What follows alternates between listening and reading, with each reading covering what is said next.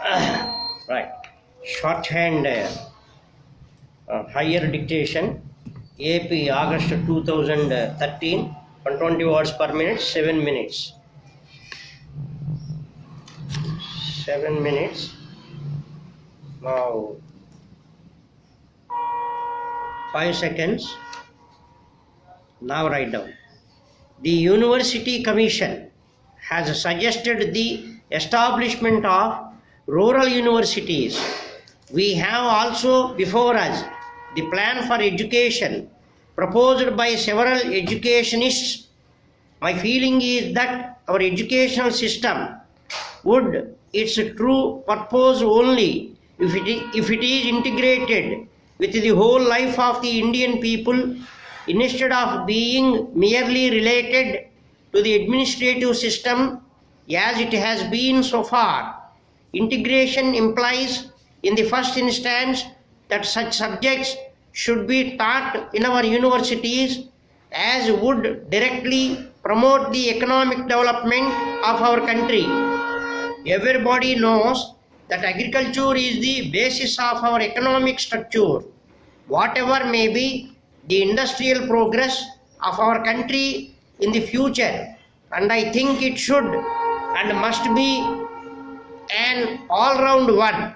I am convinced that agriculture must continue to be our main and most important industry.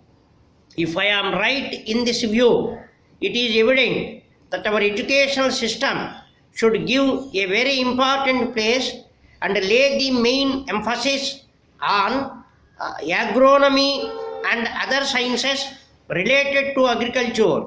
If we examine the syllabus of the universities, we find that agriculture and related sciences find a secondary place in them. What an irony it is that in an agricultural country like India, there should be almost a complete lack of agricultural education.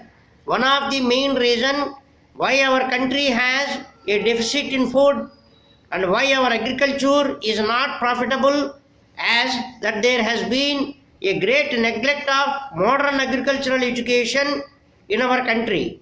Whatever little arrangement exists today is also such as does not create any interest among the students for agricultural work but only makes them fit for filling some place in the administrative machinery of the government.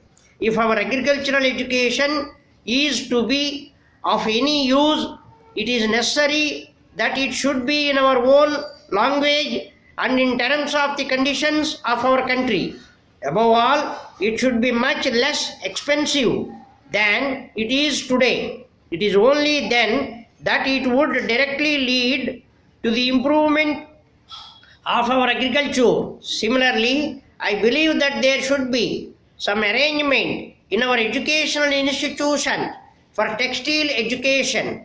I would not like to go into more details in this connection and would content myself by suggesting that there should be a close relationship between the syllabi of our educational institutions and the economic life of our country. The second point on which I would like to lay emphasis is that our educational institutions should possess statistics which can provide necessary information as to how many educated workers are required in any other particular economic sphere, and on the basis of this knowledge, educational institutions should guide students to make a choice of subjects that they are to study there. I think this could be conveniently arranged if there were a close liaison between the educational institutions, particularly the universities, and the organizations of industry, public service and agriculture existing within any state. I believe that if students could get such guidance in their educational institutions, much of the time and energy that they have now to waste uselessly would be utilized to good purpose. It often happens these days that a student passes a good part of his life in studying a subject which proves of no use to him after he has completed his education. If, however, education is imparted under a plan of this type, much of the energy of the youth and the money of the country would be saved from being wasted. It is our paramount duty to keep it ever alight and to go on marching ahead. From the Principal Secretary to Government, General Administration Department, Government of Andhra Pradesh, to the district collectors, often it has come to the notice of the government that the privileges of honorable members of Legislative Council and Assembly are being breached by the officers, particularly in the lower rung of various departments in the districts, in the matter of inviting honorable members either for laying foundation stones or for inauguration of schemes intended for the welfare of the people.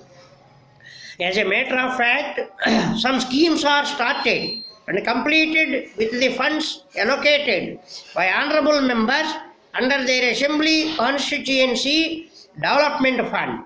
It is needless to mention in this context that the people's representatives' role in the development of state is a paramount, and such we have to take their suggestions or advice into consideration while formulating schemes for the benefit of the people, and likewise they must also be responded in all aspects. So if the privileges of any honorable member are breached by any government servant, would attract the provisions of Breach of Privilege Act, and the officer concerned would be summoned by the Committee on Privileges or Legislative Council and Assembly respectively, and sought explanation. If the committee is not satisfied with the explanation of the officer, such officer would be punished under the law. Therefore, all the district collectors